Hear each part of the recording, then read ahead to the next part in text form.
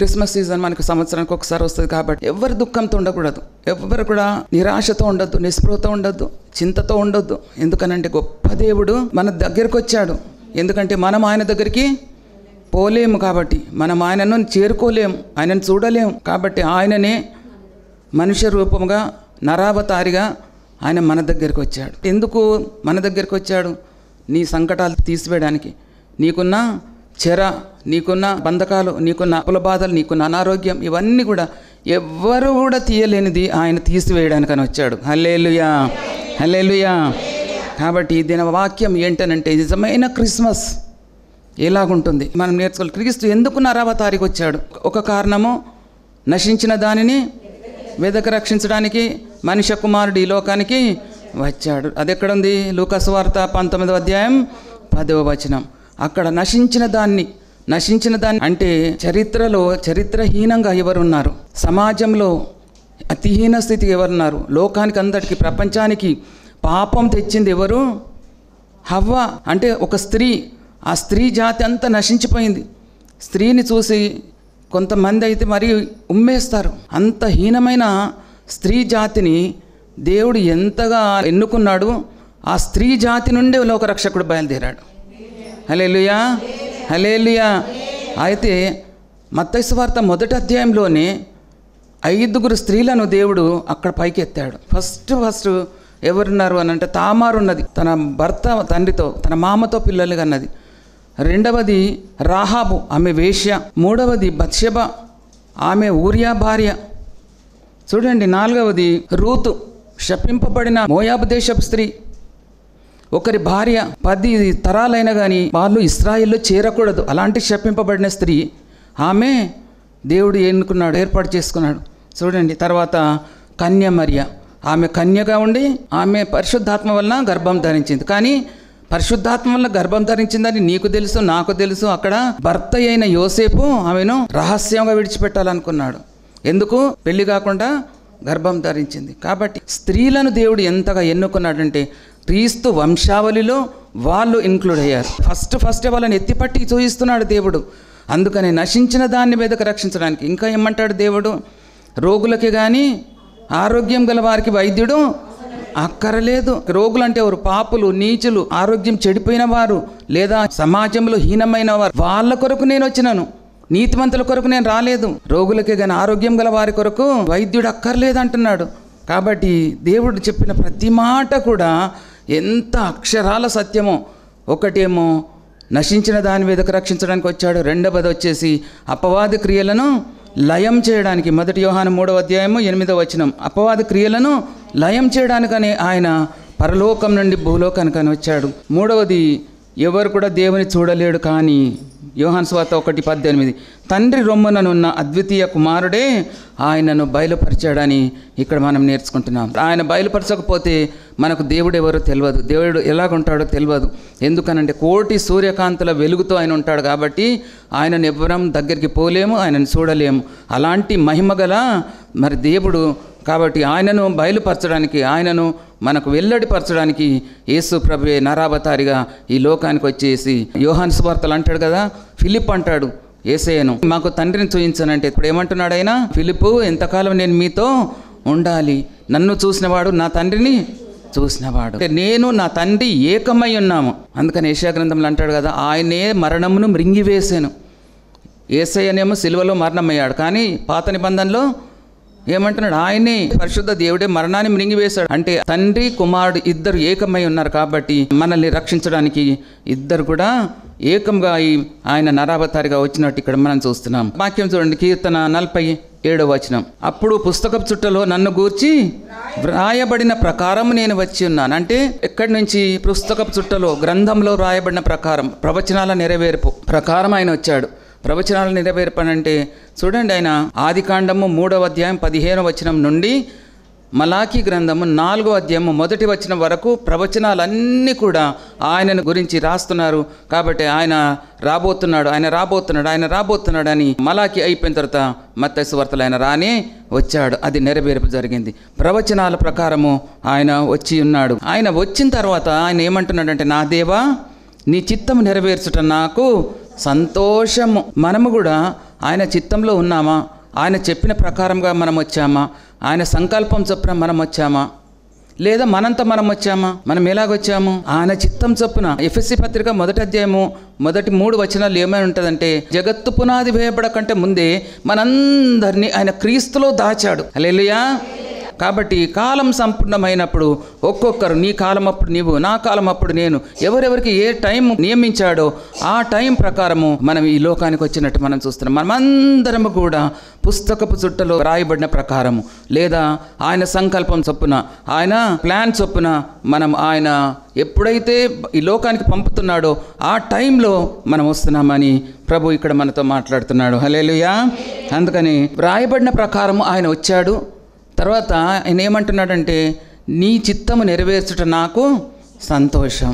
నీ చిత్తం నెరవేర్చుట నాకు సంతోషం అని ఎంతమంది అంటారు? నీవు నేను అంటామా? ఆయన చిత్తం అంటే ఏంటి? మనం ఎలాగొచ్చినామనంటే చూడండి, కీర్తన 2లో నేడు నేను నిన్ను కని ఉన్నాను. ఇది ఎవరికంటే వాళ్ళకు సంబోధించవచ్చు.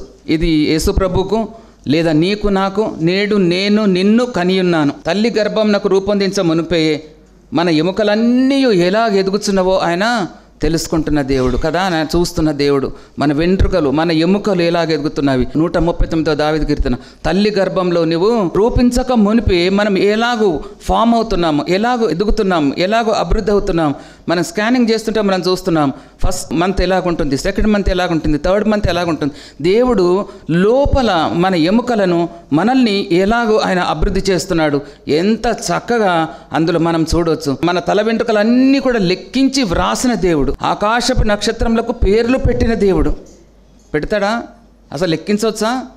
మన వెంట్రుకలు లెక్కించవచ్చా? ఒక్క వెంట్రుక నేల రాలాలంటే ఆయన ఆజ్ఞ కావాలి. హల్లెలూయా. చూడండి, అయితే ఇంకా కాకుండా మన చేతి ముద్రలు, నా చేతి ముద్ర నీలాగా లేదు, నీ చేతి ముద్ర ఇంకొకరిలాగా లేదు. ఎవరి వాళ్లకు సెపరేట్ చేతి ముద్రలు చేసి పెట్టాడు ఆయన. ఎంత జ్ఞానం కలిగిన దేవుడు చూడండి. హల్లెలూయా.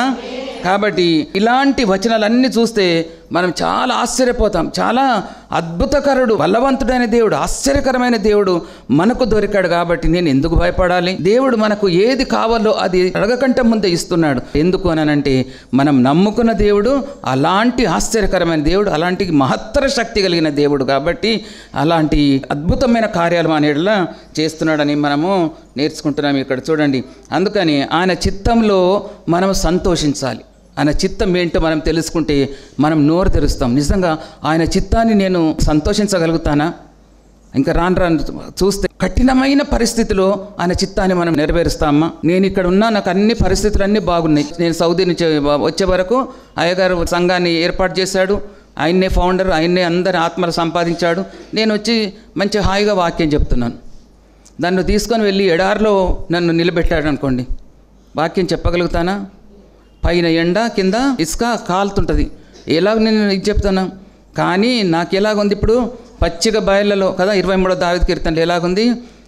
పచ్చిక బయళ్ళలో నేను పరుండినను, శాంతికరమైన జలముల యొద్ద కదా నేను నడిచినను, దేవుడు నాకు తోడుగా ఉన్నాడు. అంటే నాకేంటి, ఎంత సంతోషం ఉన్నది. అన్నీ దేవుడు నాకు సమకూర్చి పెట్టాడు. ఏది లేదు అనేది లేదు. ఎలాగనంటే మనం తినడానికి కూడా చెయ్యి ఎత్తడానికి అవసరం లేదు. నోట్లోకి ముద్ద పెట్టి దేవుడు నన్ను అంతగా దేవుడు కాపాడుతున్నాడు కదా. శాంతికరమైన జలం, శాంతి. నీకు శాంతి లేకపోతే, సమాధానం లేకపోతే, ఎంత డబ్బున్నా, ఎంత నౌకర్ చాకర్లు ఉన్నా, ఎన్ని బిల్డింగ్లు ఉన్నా, నీకు ఎంత పెద్ద బిజినెస్ ఉన్నా వేస్ట్ అండి. అయితే నీకు హృదయంలో శాంతి, మనస్సులో నెమ్మది నీకుంటే ఎంత సంతోషం అంటే నీవు అనుకోకుండా నువ్వు సంతోషంగా ఉంటావు, ఎంత నవ్వుతూ ఉంటావు. మన దేవుడు మనల్ని ఎప్పుడు కూడా కింద పడనివ్వడు కదా. నిన్నెప్పుడు కూడా తలగా పెడతాడు కానీ నిన్ను తోకగా పెట్టాడు. అయితే 23వ దావీదు కీర్తనలు ఎలాగున్నదని అంటే, నిజమే, శాంతికరమైన జలంలో యొద్ద నన్ను నడిపించుతున్నాడని. అక్కడికి వచ్చే వరకు నా దేవుడు అన్ని సమకూర్చాడని మనం సంతోషపడతాం. అదే దేవుడు నన్ను తీసుకొని వెళ్ళి హెచ్కేలో ఎండిన ఎముకల లోయలో నన్ను వదిలి, నీ వీళ్ళకు ప్రవచనాలు చెప్పు, ఈ వీళ్ళకు పరిచర్య చేయి, వీళ్ళకు నువ్వు వాక్యం చెప్పు, ప్రవచించు అని అంటే నేను ప్రవచిస్తానా? నేర్చుకో, వాళ్ళను మహాసైన్యంగా చెయ్యు. ఇంకా ఎక్కడ విడిచిపెడుతున్నాడు ఆయన? ఒక మందిరం దగ్గర నది, ఆ నది ఈదుతూ ఉండు. అక్కడ నీకు ఏది కూడా గమ్యం లేదు, గమ్యం కనబడతలేదు. నువ్వు వెళ్ళినా కొద్దీ 100 మూరల లోతు, 1000 మూరల లోతు, 3000 మూరల లోతు, ఇంకా ఈదు అంటున్నాడు. కింద కాళ్ళు ఆనడం లేదు, పైన మనకు గాలి అందటం లేదు, ఈదడానికి శక్తి లేదు. కానీ నువ్వు అక్కడ సేవ చేయమంటున్నాడు దేవుడు. హల్లెలూయా.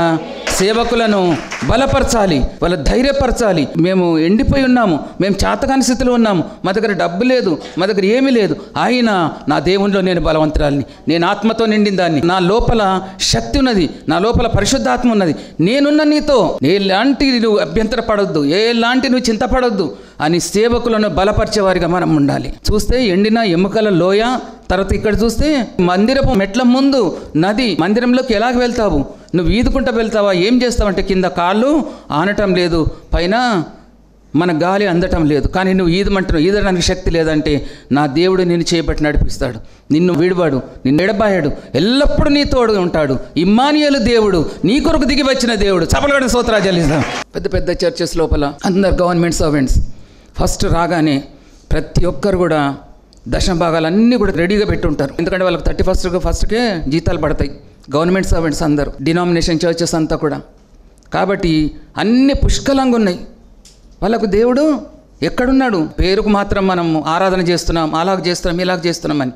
కానీ ఎవరైతే పొలిమేరలో, ఎవరైతే బయట, ఎవరైతే చాలా దీనస్థితిలో వాక్యం చెప్తూ లేదా సేవ చేస్తున్నారో వాళ్ళు ఎలాగ బ్రతుకుతున్నారు. కాబట్టి వారి కొరకు మనం చేయుతనివ్వాలి, వారి కొరకు మనం ప్రార్థన చేయాలి, వారిని మనం బలపరచాలి. కాబట్టి మనం ఎలాగనంటే దేవుని చిత్తము చేయటం నాకు సంతోషకరం. దేవుని చిత్తం ఎక్కడ చేయాలా కదా, అన్ని సమకూర్చి ఉన్న దగ్గర చేయడం కాదు, ఏమీ లేని చోట చేస్తే అది నీకు ఆశీర్వాదకరం అని ప్రభు మనతో మాట్లాడుతున్నాడు. హల్లెలూయా, హల్లెలూయా. మార్క్స్ వార్త 1:12 అంటాడు, ఆయన ఉపవాసం ఉన్న తర్వాత సాతాన ఆయనను అరణ్యంలోనికి త్రోసుకొని పోయిందంట. ఎందుకు త్రోసుకొని పోయింది? శోధించడానికి కదా. ఒక్క నిమిషం కూడా ఆయనకు రెస్ట్ ఇవ్వలేదు, ఆలోచించుకోవడానికి కూడా ఇవ్వలేదు. ఆయన ఉపవాసం ఉన్నాడో లేదో, బాప్తిసం తీసుకున్నాడో లేదో, బాప్తిసం తీసుకోగానే ఆయన తీసుకొని త్రోసుకొని అరణ్యంలోనికి. అలాంటి శోధనలు వస్తున్నాయి, మనకు ఆలోచించడానికి సమయం లేదు. ఎలాంటి భయంకరమైన శోధనలు మనకు ఒక్క టైం అలాగొస్తుంది. ఎలా అంటే దేవుడు మనకు సమయం ఇవ్వడు, సాతాను ఇంకా సమయం ఇవ్వదు. శోధనలో పడిపోవాలంటే పడిపోవాలంతే. కానీ ఆయన పడిపోలేదు, త్రోసుకొని పోయినా కానీ సాతాను 3 శోధనలు ఆయన జయించాడు.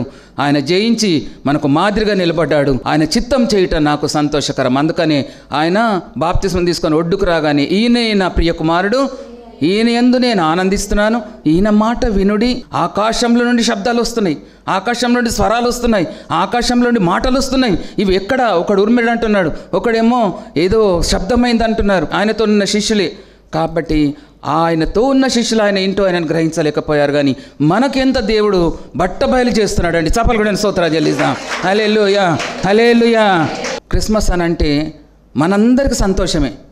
కానీ తండ్రి ఎంత దుఃఖంతో తన కుమారుని ఈ భూలోకానికి పంపాడు. మన పిల్లలను పంపుతామా? మనము పిల్లలను అలాగ విడిచిపెట్టడానికి ఇష్టం లేదు. మన పిల్లలు మన దగ్గర ఉండాలా, మన పిల్లలు మన కళ్ళ ముందు ఉండాలా, మన పిల్లలు మన కళ్ళ ముందు ఎదుగుతూ ఉండాలి, వాళ్ళు సంతోషంగా ఉండాలి, వాళ్ళు మనకంటే అభివృద్ధి చెందుతూ ఉండాలని మనము. కానీ తండ్రి అలాగ అనుకోలేదు. నశించిపోతున్న లోకము, అందుకనే దేవుడు లోకంని ఎంతో ప్రేమించెను, కాగా తన అద్వితీయ కుమారుని యందు పుట్టిన వాని యందు విశ్వాసం ఉంచుటకు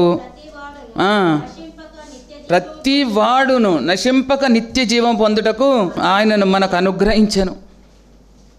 ఆయన పుట్టలేదు, మరియమ్మకు పుట్టాడు అని రాసున్నది కదా, మరియమ్మకు పుట్టాడని. కానీ ఆయన మరియమ్మకు పుట్టడం అని కాదు, ఆయన ఒక దేశం నుండి ఒక దేశానికి వచ్చాడు. హల్లెలూయా. పరలోకం నుంచి భూలోకానికి వచ్చాడు. ఇప్పుడు ఈయనను మనకు అనుగ్రహించాను, ఒక ఈవిని మనకి ఇస్తున్నట్టు. కానీ చూడండి, ఆయనను మనకు అనుగ్రహించాడు కాబట్టి మనం కూడా ఈ లోకస్తులం కాదు, మనం తాత్కాలికంగా ఈ లోకంలో ఉంటున్నాం, మనము పరదేశస్తులము, యాత్రికులము. కాబట్టి మనం కూడా ఒకరోజు దీన్ని విడిచిపెట్టాలి. చూడండి, యవనస్తులు చనిపోతే మనం అయ్యో అయ్యో అయ్యో అని అనుకుంటాం. ఆమెకి ఏమైంది, ఆయనకి ఏమైంది, ఇంతవరకు బాగుండే కదా, అలాగ వచ్చేసి ఇలాగ చనిపోయాడు, యాక్సిడెంట్ చనిపోయాడు అనుకోండి, లేదా హార్ట్ అటాక్ వచ్చి చనిపోయాడు అనుకోండి. 30 years 33 yearsకు 29 yearsకు హార్ట్ అటాక్స్ వచ్చి చచ్చిపోతున్నారు. ఎందుకు చచ్చిపోతున్నారు? ఇలాగూ ఎక్కడ చనిపోతున్నారండి యవనస్తులు? రాజమార్గంలలో కదా. మరణం ఎక్కడి నుంచి వస్తుంది? కిటికీల గుండె ఎక్కువస్తుంది, మనకు తెలియకుండా కిటికీల గుండె ఎక్కువస్తుంది, యవ్వనస్తులను బ్రింగి వేస్తుంది. అందుకని ఎలాగంటే మనల్ని మనం చూసుకుంటున్నాం, మన పిల్లల్ని మనం చూసుకుంటున్నాం, కానీ ఇతరులు ఎలాగున్నారు వాళ్ళని కూడా చూసి వాళ్ళకు కూడా దేవుని సంగతి ఒక్కటి చెప్పితే చాలు. ఇవి కొన్ని దినాలే మనకేంటి క్రిస్మస్ రోజులు, కానీ తక్కిన దినాలన్నీ కూడా అసలు మనకు నిజమైన విశ్వాసకి ప్రతిరోజు తన సిలువను తాను ఎత్తుకొని కదా, తన సిలువను తాను ఎత్తుకొని మొయ్యాల, తన సిలువను ఎత్తుకొని మొయ్యాలంటున్నాడు ప్రతిరోజు. అంటే మనకు ప్రతిరోజు గుడ్ ఫ్రైడేనే, ప్రతిరోజు గుడ్ ఫ్రైడే అంటే అందరు ఉసూరుమనుండి ఎట్లుంటుంది, అది కూడా బోరే.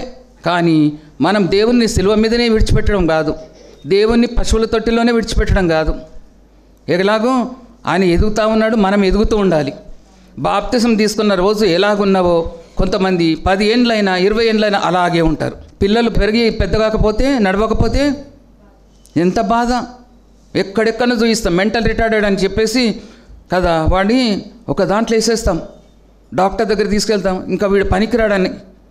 అదే నువ్వు దేవునిలో నీ ఆత్మ ఎలా వర్ధిల్లుతుంది, నీ స్పిరిచువల్గా నువ్వు ఎంత వర్ధిల్లుతున్నావు.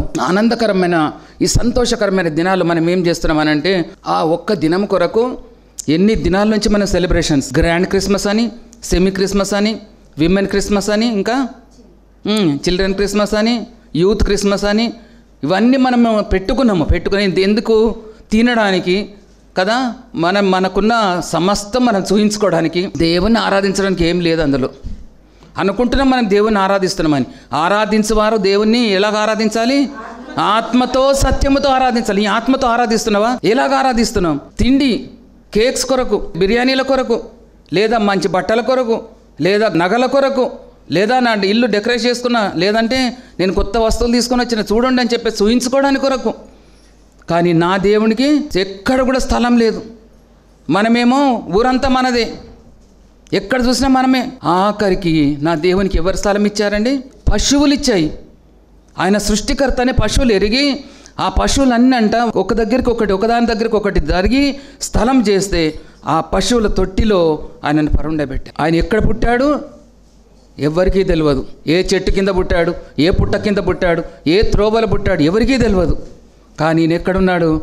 పశువుల తొట్టిలో పరుండబెట్టింది మరియమ్మ. అందుకని ఆయన చిత్తం చేయటం నాకు సంతోషకరం.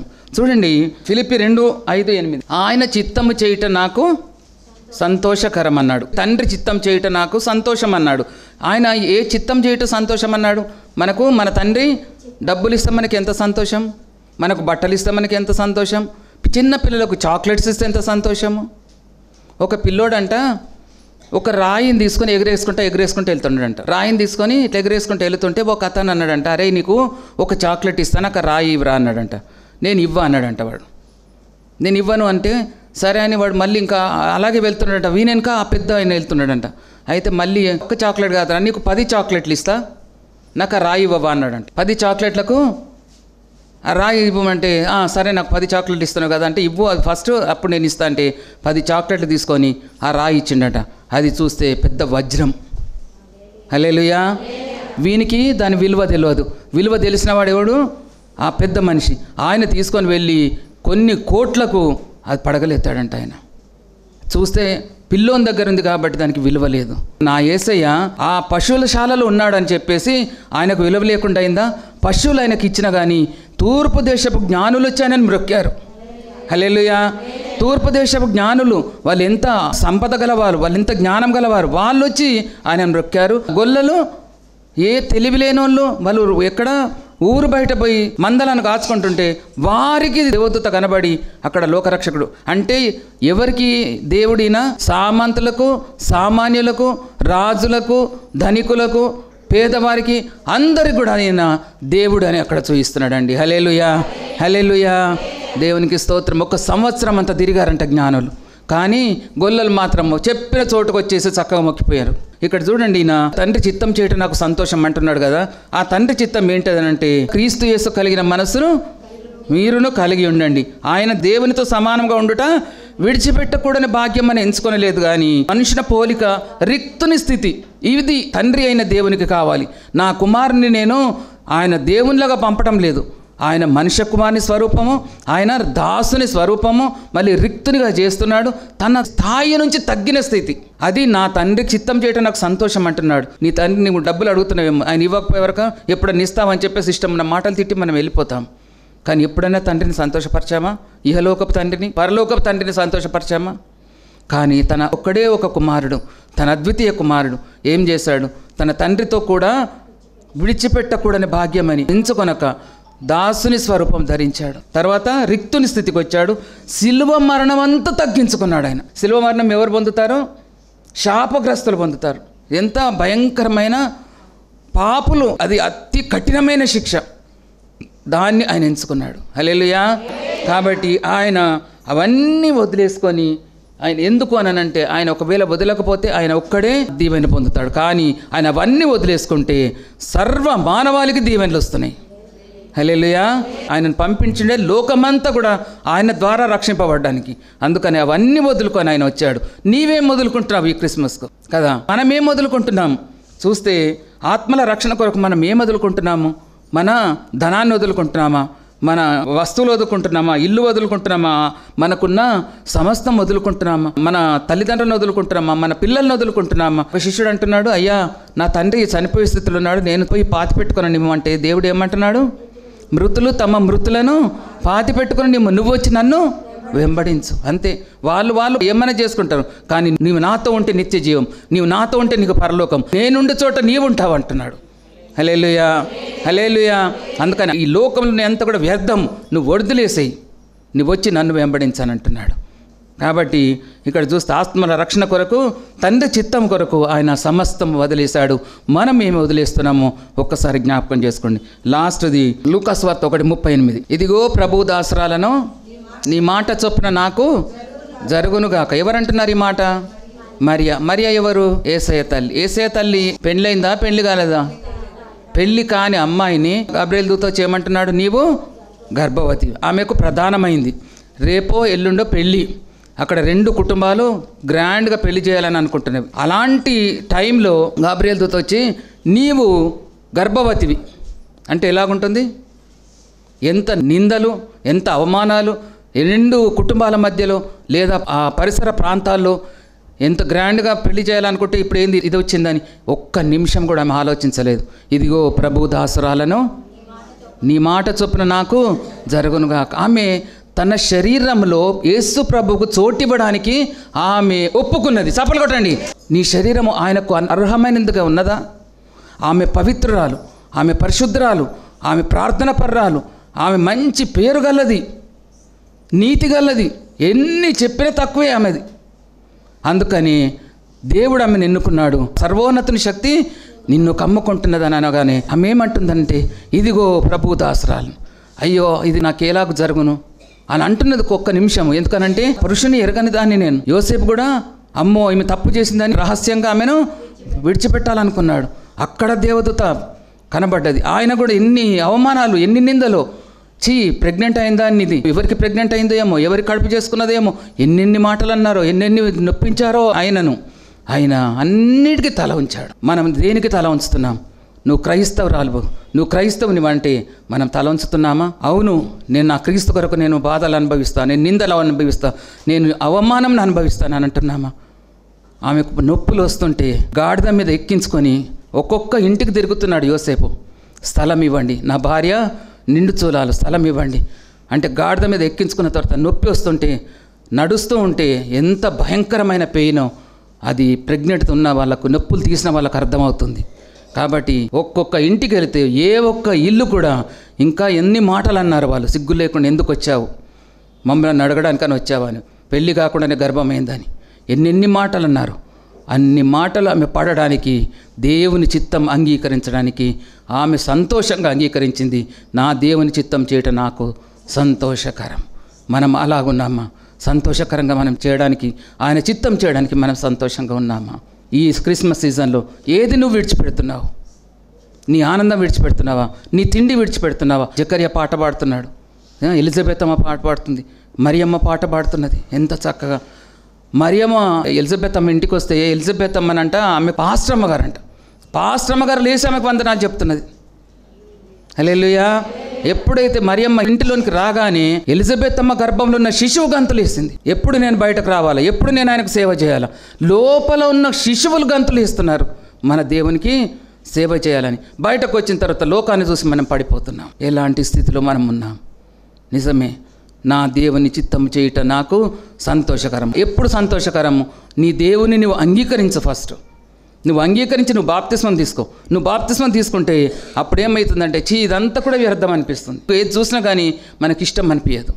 నా దేవుని చిత్తం చేయటం నాకు ఇష్టం, నా దేవునికి ఒక పాట పాడటం నాకు ఇష్టం, నా దేవుని కొరకు నేను ఒక నాట్యం చేయటం నాకు ఇష్టం, ఒక స్కిట్ చేయటం నాకు ఇష్టం, నా దేవుని కొరకు లేచి సాక్ష్యం చెప్పడం నాకు ఇష్టం. మనం ఒక్కొక్కరు లేపితే గొప్ప గొప్ప సాక్ష్యాలు. ఎందుకు అని అంటే ఆత్మ ఒత్తిడికి మనం తట్టుకోలేము.